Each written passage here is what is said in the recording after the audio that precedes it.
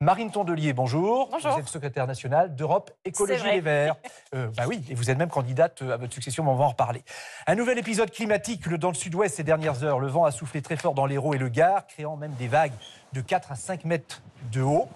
Au large, l'Hérault a été touché par de fortes rafales de vent et les pluies orageuses, des intempéries qui avaient déjà touché l'Espagne avant d'arriver ici et qui vont concerner maintenant le sud-est aujourd'hui. Heureusement, les dégâts sont limités. Alors, des coups de vent comme ça, des sécheresses en série, des vagues de chaleur, des inondations, c'est ce que décrit Météo France dans son rapport publié la semaine dernière qui parle d'une augmentation des températures de 4% d'ici 2100. 4 degrés. De 4 degrés, pardon, d'ici 2100 en France et que il faut lutter contre le changement climatique. Mais dans le contexte actuel, vous le voyez bien, contexte de conflits internationaux, est-ce que c'est facile de faire passer la lutte contre le réchauffement climatique ?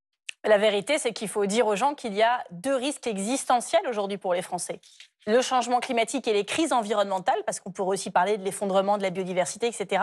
Et la paix sur notre continent. Il faut bien aborder les 2 sujets de front. Météo France sort un rapport la semaine dernière et je leur apporte tout mon soutien parce que je rappelle qu'ils ont perdu 23% de leurs effectifs en 10 ans de fait de coupes budgétaires et qu'on va avoir besoin d'eux de plus en plus à mesure que le phénomène s'accentuera. Dans ce rapport, ils disent que d'ici 2100, on sera non pas à plus 1,5 degré, comme tous les scientifiques disaient que c'était le maximum supportable pour que la planète reste habitable, mais à plus 4 degrés.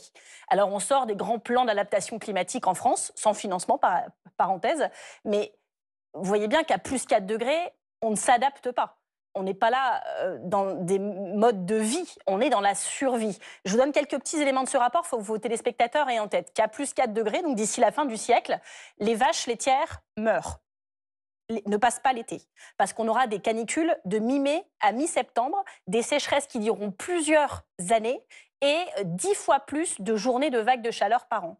Les maïs, le tournesol ne survivent pas non plus. Les cultures maraîchères brûleront. C'est ça le monde que nous décrit Météo France. C'est ce que vous décrivez et que vous résumez bien. bien. C'est le monde qu'on propose et qu'on prépare pour nos enfants et nos petits-enfants qui nous demanderont ce qu'on faisait il y a quelques années quand on avait le pouvoir d'agir. Dans le même temps, on entend les canons de la guerre. Donc on se dit, c'est quoi la priorité ? Parce qu'on ne peut pas tout faire en même temps. Je pensais que la spécialité de M. Macron, c'était en même temps. Et pour une fois, ça pourrait nous être bien utile. Vous attendez une action de la France précisément sur ce sujet ? Évidemment, vous voyez, ils ont sorti un plan national d'adaptation au changement climatique. Déjà, parler d'adaptation à plus 4 degrés, c'est très ambitieux. Mais quand on voit que dans ce plan, ils proposent 1 euro par an et par habitant pour s'adapter au changement climatique, on voit bien qu'on va avoir un petit problème. Parce qu'aujourd'hui, 6 Français sur 10 sont déjà impactés par le changement climatique. 6 Français sur 10. 1 Français sur 4 habite en zone inondable. 20 millions de Français sont concernés par les retraits gonflements argile qui vont fissurer leur maison. C'est ça la vérité. Alors ça peut et donc quand on a un plan sans argent, on se dit que les priorités sont peut-être pas mises au bon endroit. Et surtout par quand ailleurs, on voit les débats qui font l'actualité hors Ukraine. On va en parler. Et par ailleurs, depuis un mois, il n'y a plus de secrétaire général à la planification écologique aux côtés de François Bayrou, comme c'était le cas jusqu'à maintenant aux côtés de tous les premiers ministres. Le précédent a démissionné. Alors, depuis tous les premiers ministres, depuis Elisabeth Borne. Oui, depuis Elisabeth Borne. Depuis les derniers, il y en a eu beaucoup depuis. C'était quelque chose qui lui tenait à cœur, ou c'était quand même qu'en 2023. Il est urgent d'en nommer un, là. C'est urgent parce que le fait qu'il n'y en ait pas montre que c'est un peu un sujet de seconde importance pour ce gouvernement. Et c'est un problème parce qu'on sait que c'est le sujet le plus important pour l'avenir des Françaises et des Français. La guerre en Ukraine, vous l'évoquiez, l'idée d'un cessez-le-feu durable s'éloigne, même si officiellement les États-Unis et la Russie se parlent. En France, l'industrie de la défense revient au rang des priorités. Les fabricants de chars, de canons, de munitions sont invités même à accélérer la cadence. Je suis pas une va-t-en guerre, donc non, je n'ai pas trop envie de dépenser de l'argent pour armer. Moi, personnellement, c'est avec grand plaisir. Donc ça ne me gênerait absolument pas de mettre 500 € sur un compte ou de minimum 500 € et d'aider à la défense de la France. Et je salue l'initiative de BPI France qui a décidé de la mise en place d'un fonds de détail pour le grand public, pour les industries de défense et de souveraineté, où les Français pourront investir à partir de 500 €. Simplement, il faut savoir que quand on investit en fonds propres, vous pouvez tout perdre. Donc, c'est pas un livret protégé par l'État, avec un avantage fiscal, etc. Vous êtes un investisseur. C'est plutôt une bonne chose, effectivement, parce qu'on est en recherche de financement un peu en permanence. Ça va être vraiment au service du déploiement de notre industrie. Ce que je veux, c'est que nous soyons prêts. Ce que je veux, c'est que nous soyons protégés. Ce que je sais, c'est que grâce à cette culture de l'engagement, à la force de nos armées, nous saurons faire face. Oui, nous devons nous défendre. Oui, nous devons être plus forts. Oui, il y a une menace russe. Oui, il faut être aux côtés de l'Ukraine. Mais tourner toute notre économie vers la guerre, je ne crois pas que ce soit quelque chose de juste. J'aimerais que nous ne rentrions pas en guerre. Et je crois que nous avons d'autres causes à soutenir. L'éducation, le social, tout sauf l'armement, tout sauf la guerre. Marine Tondelier, le ministre de l'économie a annoncé le lancement, on l'a vu, d'un placement sous l'égide de la Banque publique d'investissement où les Français pourraient mettre de l'argent pour aider à l'effort de défense. 500 € minimum, vous seriez prête à faire ça, vous ? C'est intéressant comme question parce que vous me demandez à moi alors qu'il y a des personnes qui ont beaucoup d'argent. Ben vous, non mais vous êtes en face de moi. Est-ce que vous seriez prête, vous, à contribuer ? Si le gouvernement applique la taxe Zuttmann que nous avons fait adopter, nous, écologistes, à l'Assemblée nationale, c'est-à-dire taxer de 2% par an le patrimoine de celles et ceux qui ont plus de 100 millions de patrimoine en France, ça rapporterait 15 à 25 milliards par an. S'ils font ça, alors je mettrai 500 € et j'inviterai tout le monde à le faire parce que j'estimerai que tout le monde a contribué selon ses moyens. À l'effort de guerre, donc qui est demandé par Emmanuel Macron. Évidemment, c'est pour ceux qui en ont les moyens. Vous voyez que mais le 500 €, bon, c'est pas non plus donné à tout le monde. Donc celles et ceux qui peuvent se le permettre, déjà ont de la chance. Alors l'effort de guerre, ça passe par le doublement du budget de l'armée. 100 milliards d'euros d'ici 2030, c'est à ça que veut arriver le gouvernement. Est-ce que les écologistes sont prêts à voter ça ? Alors on a deux sujets. Le premier, c'est qu'on a voté une loi de programmation militaire dont on aimerait bien savoir où on en est dans son application. Parce qu'on a une spécificité en France, c'est qu'on additionne les textes. Le précédent n'est déjà pas appliqué, qu'on en fait déjà un nouveau. La deuxième chose, c'est que, je l'ai bien dit tout à l'heure, nous sommes face à deux risques existentiels pour l'Europe. Le changement climatique, l'effondrement du vivant et la paix. Et donc, on ne peut pas surréagir, être à fond sur l'Ukraine et que ça mobilise tout le monde et oublier totalement le changement climatique. Entendu. Attendez, j'ai quand même entendu le ministre des Armées, M. Lecornu, dire sur une matinale à grande écoute « Ah bah si on a besoin d'argent, on ira le chercher dans les milliards du plan vélo ». Bah, le plan vélo, je l'avais dit d'ailleurs sur cette antenne lors de mon précédent passage, il y a 0 € dessus. Oui. Donc c'est quand même mentir. Et surtout, je précise mais que... sur le fond, non, mais sur le fait de doubler le budget de la défense, est-ce que les écologistes sont pour ou contre ? Je précise quand même que dans notre arsenal, on ne peut pas avoir que des munitions et des bombes, puisque on voit aussi aujourd'hui qu'on parle d'économie de guerre, mais je vais vous parler d'écologie de paix. La paix aujourd'hui ne passera que par l'écologie. Pourquoi ? Parce qu'on a financé depuis le début de la guerre, plus Poutine en lui achetant de l'engrais, de l'uranium enrichi et du gaz, qu'on a aidé financièrement l'Ukraine. Donc quand vous isolez votre maison, vous isolez Poutine. C'est juste ça que je veux dire. J'ai entendu. Couper les budgets sur la rénovation thermique des logements, etc., alors qu'on a des enjeux fondamentaux de souveraineté, c'est irresponsable. Juste la question, maintenant, 100 milliards... oui, il faudra faire un effort. Est-ce que les écologistes sont prêts à voter 100 milliards de budget pour la défense ? Eh bien, ça va être débattu. On va regarder point par point à quoi va servir cet argent. À quoi va servir cet argent, à qui il va bénéficier et surtout qui va financer. Je vous le redis, si le financement de cet effort ne passe pas par de la justice sociale, ça ne fonctionnera pas. Parce que et vous serez contre, ça veut dire, et vous y opposerez. Non mais ça veut dire que si on dit on fait cet effort sans impôt et à budget constant, on comprend bien ce que ça veut dire. Que c'est les plus vulnérables qui vont trinquer, celles et ceux qui dépendent, qui ont besoin donc, de l'argent public, des services 100 publics. milliards, pourquoi pas pour la défense, à condition que ce ne soit pas pris ailleurs. C'est que l'effort soit partagé et évidemment que les plus riches mettent plus la main à la poche. Je rappelle qu'on a avant tout besoin que le soutien populaire en France envers l'Ukraine reste massif. Parce que si, au fur et à mesure, on se rend compte que c'est les plus précaires qui financent cette guerre, et même pas celles et ceux qui vont en faire des super profits, parce que ces productions d'armes en plus vont rapporter beaucoup d'argent à certaines personnes, qu'il va falloir surtaxer aussi. Ça paraît logique. Bon, bah, si on ne fait pas ça, le soutien à l'Ukraine va s'effriter, et on aura beaucoup de mal à poursuivre cet effort. Par ailleurs, ça bénéficiera aux extrêmes, qui sont, on le sait, des alliés objectifs de Poutine et Trump. Ce sera la droite, vous voulez dire. Oui, mais ça. Non, oui, quand vous dites aux extrêmes, vous je parle aux extrêmes en Europe parce qu'on voit bien que le sujet se pose partout en Europe et que Trump et Poutine ont quand même une guerre officielle engagée contre nos démocraties et pour influencer nos élections en France. Je le rappelle parce qu'on fait quand même des réunions à l'Élysée pour en parler devant eux, alors qu'ils en sont les principaux bénéficiaires. À propos d'élections, dans un mois, vous saurez si les militants écologistes vous reconduisent à la tête d'Europe Écologie Les Verts. Si, élection. C'est du local au global. Avant de penser aux élections à venir, parce que ça aussi c'est votre enjeu. Hier, la gauche était dans la rue contre le racisme. Elle est de toutes les manifestations contre l'extrême droite. Et en ce 22 mars où la gauche s'est donné rendez-vous dans la rue, Marine Tondelier délivre son message. Réveillez-vous. On voit ce pays lentement dériver vers des élections en 2027, notamment où le pire peut arriver. Donc on a envie un peu de réveiller tout le monde parce que c'est très inquiétant. Et nous les écologistes, vous le savez, on a le mérite de la constance. sur ces sujets, sur notre mobilisation pour que l'extrême droite n'arrive jamais au pouvoir. Écologistes, socialistes, insoumis, tous contre le racisme, mais chacun dans son coin. On est loin du tous ensemble du programme NFP où elle se vivait trait d'union de la gauche. Ça fait 10 ans que je suis élue et que je vis dans une ville qui est gérée par le Rassemblement national. Hénin Beaumont, c'est son fief, sa bataille, et pour elle qui n'est pas à l'Assemblée nationale, c'est sur les réseaux sociaux qu'elle tape fort. Moi, j'ai une ville de droite. Mon maire, il a fait 75% au premier tour la dernière fois. L'école de mon fils de 6 ans, c'est le bureau de vote de Marine Le Pen, c'est 80% facho. Depuis 3 ans, la patronne des Verts porte l'estocade sur les plateaux télé et à 1 an des municipales, elle entame un tour de France. Bonjour à toutes et tous, vous êtes nombreuses, nombreux à me demander qui seront nos candidats écologistes pour les prochaines municipales. Alors, on va commencer un tour de France et on commence à Nantes. Pas normal que les habitants d'Auxerre continuent à subir une politique de droite alors qu'ils auraient le droit à une alternative positive, joyeuse. On parle beaucoup des écolos qui ont les grandes villes, mais en fait, il y en a 5, 6, 7. On a 100 maires écolos dans ce pays. Mais avant les municipales, son enjeu, c'est d'abord de se maintenir à la tête d'un parti réputé difficile à diriger. Parmi les critiques, la mauvaise gestion de l'affaire Bayou, innocentée de l'accusation de harcèlement sexuel après avoir été écartée du parti.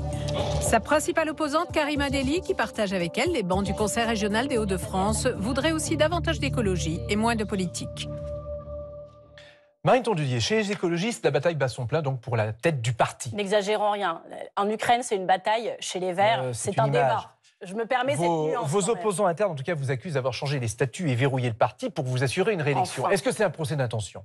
C'est un débat, alors chacun fait avec les arguments qu'il a. Oui, on a changé les statuts parce qu'il fallait le faire. Je vous rappelle que ça fait des décennies que sur tous les plateaux télé, on dit les Verts, c'est trop compliqué, leurs règles, on ne comprend rien. Et y compris nos militants pensaient cela. Donc oui, nous avons engagé un chantier courageux parce que ça n'avait pas été fait avant et on sait pourquoi. On a posé la question à tout le monde, on a mis toutes les sensibilités autour de la table, on a rédigé ces règles ensemble, y compris des personnes que je vois critiquer aujourd'hui étaient dans le groupe de travail, ont travaillé au consensus sur ces nouvelles règles, puis elles ont été adoptées à 76% sur les adhérents. Il n'y a rien de truqué. Truqué, mais enfin. Non, il n'y a rien de truqué. Vous n'y croyez pas vous-même en le disant. Non, je souris, mais il n'y a rien de truqué. Non. Bon, si vous êtes réélu à la tête... On peut appeler Maître Capello si vous voulez. Si vous êtes réélu à la tête d'Europe Écologie Les Verts, ça veut dire que vous serez naturellement la candidate des écologistes à la présidentielle ? Non, ce n'est pas du tout le sujet du Congrès. Le sujet du Congrès... Il n'y a pas de lien de cause à effet ? Non. Le sujet du Congrès, c'est comment on organise le sursaut écolo. On a montré cet été qu'on en était capable. On doit montrer qu'on en est encore capable. Parce que quand on voit ce monde qui se tend, le backlash écologiste, le retour de la guerre sur notre continent, et puis ce qui se passe aussi à Gaza, je le précise parce qu'un sujet invisibilise l'autre aussi, et on ne peut pas avoir de double standard en matière de droits humains. Et donc, l'effort va être énorme à devoir fournir dans les mois qui viennent. Et l'effort aussi pour garantir l'unité à gauche. Vous voyez que nous, on reste très fidèles à notre promesse de cet été. C'est-à-dire à la promesse du nouveau Front populaire. À la promesse du nouveau Front populaire. On voit bien que les électeurs de gauche et écologistes nous réclament ça. Moi, les gens m'arrêtent encore dans la rue pour me dire on compte sur vous. Donc les gens comptent sur nous. Alors, est-ce que les socialistes sont vos alliés toujours à vous ? Nous sommes écologistes, donc on est écologistes, on n'est pas entièrement d'accord avec les autres, sinon on serait un autre parti. C'est les socialistes qui n'ont pas voté la censure la dernière fois. C'est les socialistes qui n'ont pas voté la censure la dernière fois. En fait, on a deux choix, soit se concentrer sur tout ce qui nous divise et ce qui nous sépare, et il y a beaucoup de sujets, je ne vais pas vous le cacher, mais soit on décide que c'est insurmontable et on ne le surmontera pas, et on se condamne à voir quoi, un deuxième tour Retailleau-Le Pen en 2027 ? Il ne faudra pas compter sur nous, les écologistes, pour laisser faire ça tranquillement. Donc nous, on fait partie des gens qui disent des différences, il y en a. On doit progresser. J'entends un ouin-ouin, Marine Le Pen, elle est forte, elle va gagner. Ouais, elle va gagner. Et qu'est-ce qu'on doit faire ? On doit être meilleur. Est-ce qu'on est meilleur en ce moment ? Je ne pense pas. À cause de qui ? Mais à cause de qui vous n'êtes pas meilleur ? Je ne suis pas là pour faire le Alors, tribunal. Non, mais je vais vous dire, non, mais soyons très simples. Soyons factuels. Donc, factuels. Lors de la dernière motion de censure, tous les partis du NFP et du Front populaire l'ont voté, sauf les socialistes. Est-ce que c'est un problème ? Pour des raisons qui leur appartiennent. Est-ce que c'est un problème ? Avec lesquelles je ne suis pas d'accord. Et avec une forme de naïveté, de dire on va faire un conclave sur les retraites, on est à ça d'arracher la fin de l'âge. Ils se sont fait avoir ? Je pense qu'ils savaient eux-mêmes, c'est pas possible autrement. Enfin, franchement, j'en sais rien, j'en débattrai avec eux après leur congrès. Mais est-ce que c'est un problème de ce fait ? Mais oui, c'est un problème de laisser comme ça Bayrou dérouler avec Retailleau dans son gouvernement qui alterne les polémiques sur l'Algérie une semaine, le voile l'autre semaine, et puis quand il a une troisième semaine, il nous fait les deux en même temps. Alors qu'il y a un syndicaliste en Corse, écologiste, qui a été assassiné cette semaine. Syndicaliste agricole. Il dénonçait le fait qu'il y avait des fraude sur les aides européennes à l'agriculture. Il est assassiné. Vous avez entendu, monsieur Retailleau, dire que c'était pas normal sur le territoire national un syndicaliste soit assassiné? Je reviens à la gauche. On ne l'entend pas. Je reviens à la gauche, juste. Je pense pas que la gauche soit tout le problème de la France. Est-ce que malgré... Non, mais on parle de politique. Mais c'est contre ces gens-là qu'on doit se battre. Est-ce que le Parti socialiste reste à vos yeux un allié, cependant, du nouveau Front populaire? Monsieur Letellier, je vais être très clair. Les partis avec lesquels nous avons travaillé cet été, nous devons continuer à travailler avec eux. Nous devons travailler ensemble à surmonter les difficultés individuelles. On en a tous, les difficultés collectives, mais nos ennemis, c'est eux. Et je ne passerai pas une seconde d'énergie, et encore moins une seconde de temps de parole, à dire du mal de partenaires, alors qu'on a en face des personnes de droite extrême et d'extrême droite que l'on doit battre en 2027. On va revenir parce que c'est pas virtuel. Hein. Les gens vont se taper leur politique ensuite pendant 6 ans. On va revenir à hier. Hier, toute la gauche était dans la rue avec des milliers de personnes contre tous les racismes. Alors, vous aviez ajouté contre le fascisme, d'autres contre les extrêmes droites, mais enfin bon, c'était ça l'idée. Contre l'antisémitisme, contre l'islamophobie, contre toutes les formes d'intolérance. Et ceux qui défendent, et contre ceux qui défendent des idées racistes. Vous aviez été l'une des premières à dénoncer l'influence des médias Bolloré sur ce plateau. D'ailleurs, ça a valu un procès à tout le monde. Ça a valu un procès à tout le monde. On attend avec impatience. Est-ce que pour vous, Cyril Hanouna, qui était dans l'actualité ces derniers temps, est l'un des responsables de cette parole raciste? Évidemment, c'est même son projet. C'est même son projet. Il le revendique, de dire « j'achète des médias pour faire avancer ma propre bataille culturelle ». Ça, c'est Vincent Bolloré dont vous parlez. Oui. Mais de Cyril Hanouna. Et bien Cyril Hanouna, dans cet empire Bolloré, il joue le rôle du bouffon. Voilà, donc il amuse les gens, racontant n'importe quoi. Ça a été l'un des premiers. C'est lui qui propage des paroles racistes. Il a invité sur son plateau des ministres d'extrême droite pour dire « ah bah tiens, c'est intéressant, bah vous expliquez ce qu'ils pensent, mais enfin… » Ces gens devraient être non seulement interdits de plateau télé, mais dissous. Lui, il leur donne une audience en faisant passer ça comme quelque chose de fun. C'est un vrai sujet. Donc il est responsable, en partie, de la parole raciste en France. Mais évidemment, toutes celles et ceux qui collaborent avec cet empire Bolloré le sont, on le sait. Et on est vraiment dans une forme de somnambulisme collectif. Je crains qu'on se réveille tous un petit peu trop tard. Donc je le dis calmement mais fermement. Les médias aujourd'hui, alors c'est alimenté au début par Bolloré, mais du coup, les autres chaînes sont obligées de reprendre aussi les polémiques qui se lancent. On voit bien sur les personnes qui sont assassinées dans ce pays, certaines, on en parle pendant des mois, et chaque assassinat, une vie vaut une vie. Donc il faut toujours en parler. Mais je vois que pour certaines personnes, ce syndicaliste en Corse, personne n'en a parlé. Un syndicaliste assassiné parce qu'il est lanceur d'alerte dans sa propre ferme, on ne dit rien. Djamen Benjabala, assassiné par quelqu'un des brigades patriotes du Nord parce qu'il est arabe. On ne dit rien non plus, et la justice ne qualifie même pas ça de crime raciste. Quand vous dites les médias se suivent, est-ce que vous diriez... Parce que Bolloré fait monter en bulle des scandales qu'à la fin, tout le monde est obligé de commenter, dont moi sur mon plateau. Est-ce que vous diriez que la polémique autour du visuel de la France insoumise, considérée comme antisémite par certains, fait partie de cette bulle médiatique? Ce n'est pas considéré par antisémite par certains. C'est une caricature au relent antisémite très très nette. Et celles et ceux qui font semblant de ne pas le voir se moquent de nous. Surtout quand ils ont une culture historique reconnue par... Vous parlez de qui quand vous dites ça? Vous le savez très bien.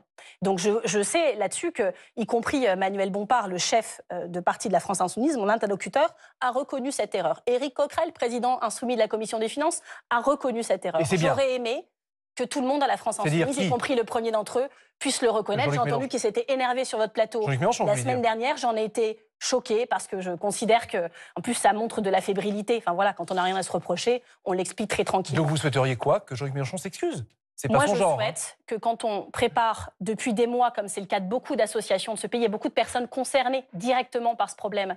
Quand on prépare une grande marche contre le racisme, le sujet, c'est de visibiliser ce problème. Mais est-ce qu'il y a eu un emballement médiatique aussi? Non, mais il y a 1 million de personnes qui déclarent tous les ans un acte raciste dans ce pays. Est-ce qu'il y a eu un emballement médiatique aussi, comme vous le disiez? Le sujet de ce week-end, c'était de parler de ça.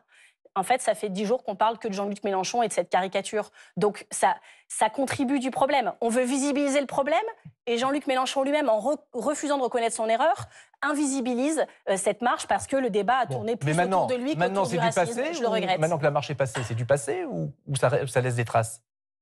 Mais tout laisse toujours des traces en politique. Vous êtes bien placé pour le savoir. C'est comme ça. Donc, ce qu'il faut, c'est être irréprochable. Et vraiment, je le dis, vu ce qui nous attend en 2027, on doit être meilleur tout le temps que le Rassemblement national. Et je ne pense pas que nous le soyons tout le temps. Donc, c'est à ça qu'il faut travailler individuellement et collectivement. Et les écologistes, ils joueront tout leur rôle, comptez sur nous. Nous retrouvons Nathalie Moré, reporter politique à Ebra Presse, pour sa deuxième carte blanche. Rebonjour Nathalie. Rebonjour Francis. Bonjour Marine Tondelier. Les écologistes qui seront au cœur des municipales. Et oui, on est à 1 an des municipales. Et en 2020, vous aviez été considéré, enfin votre parti a été considéré comme l'un des grands gagnants. Parce que souvenez-vous, vous avez gagné des grandes villes. Vous aviez gagné Bordeaux, Lyon, Strasbourg, Poitiers, Besançon, etc. Tours, Grenoble, je peux continuer comme ça. Quelles sont les villes qui seront dans votre viseur l'an prochain? Alors, déjà, les maires écologistes doivent rester à la tête de leur ville parce qu'ils mènent des politiques ambitieuses qui changent la ville et donc qui changent la vie. Vous avez parlé des maires des très grandes villes. Alors, évidemment, ces villes sont plus connues, donc leurs maires le sont aussi, mais on a une centaine de maires écologistes dans ce pays, y compris dans des toutes petites communes, je le dis, parce que nous sommes aussi très implantés, on a vocation à l'être encore plus dans les ruralités. Ensuite, nos objectifs, c'est clair, c'est 1, permettre les rassemblements de gauche les plus larges possibles. Je le dis très clairement à tout le monde. Ça n'a pas l'air clair pour mes camarades des autres partis, donc je le dis calmement mais fermement. C'est-à-dire de LFI jusqu'au PS. C'est-à-dire toutes celles et ceux qui ont fait une promesse cet été de combattre la droite et l'extrême droite. On doit le faire aussi municipal, je le dis clairement. Comment vous faites alors qu'il y a un divorce entre LFI et le PS? Mais c'est en train de se produire sur le territoire et celles et ceux qui refuseront d'y participer en assumeront la responsabilité. Ensuite, nous avons un enjeu fort, comme tout le monde devrait l'avoir, sur les villes qui aujourd'hui sont à droite et qui pourraient basculer à gauche. Je vous donne un exemple, vous avez montré les images d'Auxerre. Florence Loury, qui est notre tête de liste écologiste, enfin chef de file écologiste à Auxerre, elle a fait aux dernières législatives avec le NFP 60% dans Auxerre. Alors, elle ne gagne pas parce que la circonscription était plus large, mais dans Auxerre, elle fait 60% avec le NFP. Okay. Ça veut dire qu'Auxerre n'a rien à faire à droite au municipal et qu'il suffirait que nous travaillions tous ensemble pour qu'on permette aux habitants d'Auxerre d'avoir une politique de gauche écologiste, plus de justice sociale, plus de justice environnementale. Par exemple, Jean-Luc Mélenchon pour la France Insoumise, lui, il veut être partout présent, sous ses propres couleurs, sauf quand il n'y a pas accord local. Sauf qu'il y a accord local. Oui, quand il n'y a pas d'accord, sauf alors donc vous. J'ai rien compris ce qu'il veut, mais je constate qu'on parle encore de lui, donc ça marche. Mais oui, non, mais en fait, Madame Moret, on va être clair. La chose qui m'intéresse, moi, c'est pas Jean-Luc Mélenchon ou Olivier Faure. Ils ont sûrement la chance d'habiter dans les villes. Comment vous faites pour faire des accords? Ce qui m'intéresse, c'est les habitants de ces villes. C'est pour eux qu'on doit se battre. Quelles conditions vous posez? À chaque fois qu'on parle que de tactique et des provocations des uns et des autres, on oublie les gens, les personnes, les valeurs et les causes pour lesquelles nous nous battons. Quelles conditions vous posez pour qu'il y ait union? Mais nous, on ne pose pas de conditions. On veut travailler avec toutes celles et ceux qui le souhaitent et on est déjà en train de le faire. Donc moi, je dis une seule chose. Celles et ceux qui nous regardent et qui trouvent que c'est ça qu'il faut faire, rejoignez-nous, c'est lesécologistes.fr, on clique sur nous rejoindre, ça coûte 1 euro, à partir d'1 euro, et vous travaillez avec nous. On n'a pas le temps de se perdre en dispersion, c'est de la déperdition énergétique. Pour garder Poitiers, pour garder Strasbourg, pour garder Lyon, vous allez avoir besoin de faire alliance avec C'est ce que nous sommes en train de préparer. On travaille avec tout le monde. Je ne sais pas ce qu'il y a de difficile à comprendre, pour moi c'est très clair. Paris. Il y a aussi l'enjeu de Paris. Oui, parce que Paris, vous avez une primaire aujourd'hui. Paris n'est pas la France, vous le savez. Oui, mais c'est quand même assez important parce qu'il y a une grande visibilité. Et ce soir, vous aurez un candidat, vous, les écologistes, ou une candidate, effectivement, pour la mairie de Paris. Quelle va être sa mission? Est-ce que c'est d'embarquer toute la gauche derrière lui? Ou elle? Évidemment que c'est toujours le plan A. Parce que Paris, ville écologiste, ça aurait sacrément de la gueule sur le plan international. Dans ce moment de backlash écolo, je pense que les Parisiennes et les Parisiens seraient très aptes à reprendre le flambeau de l'écologie. Tout le monde derrière lui ou elle, même les proches d'Anne Hidalgo? Je pense que dans la primaire socialiste qui est en train de diviser complètement leur parti, je doute qu'ils restent unis à la fin. Et donc, celles et ceux qui veulent travailler avec nous auront la porte ouverte. C'est eux qui auront besoin de vous, c'est ça que vous voulez dire? Je pense. Dernière petite question. Oui, vous êtes élu à Hénin-Beaumont. Est-ce que vous allez y retourner dans un an? Donc, je suis conseillère municipale depuis plus de 10 ans maintenant. Je ne vais pas vous dire que c'est une promenade de santé, même si je vous précise que c'est extrêmement formateur et je pense que ça n'a pas été pour rien dans ma formation politique.